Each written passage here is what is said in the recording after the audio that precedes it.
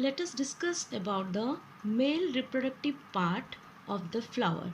In case of plant, that is your stamen, or it can be also called as androecium.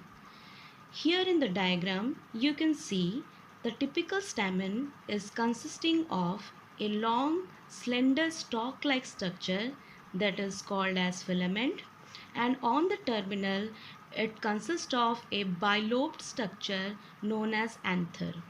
The proximal end of the filament is attached to the petal of the flower, or it may be attached to the thalamus of the flower.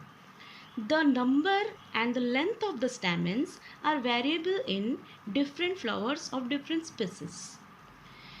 A typical angiosperm anther, if you see, it is a bilobed structure with each lobe having two thecus. That's why they are called as dithecous. A longitudinal groove or a line is also coming in the middle, separating the theca.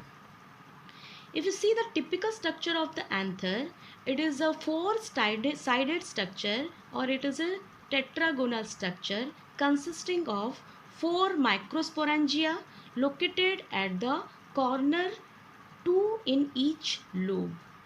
These microsporangia further develop and forms the pollen sac, and they extend longitudinally all through the length of an anther and packed with pollen grains. That means in the anther you are having your four lobes.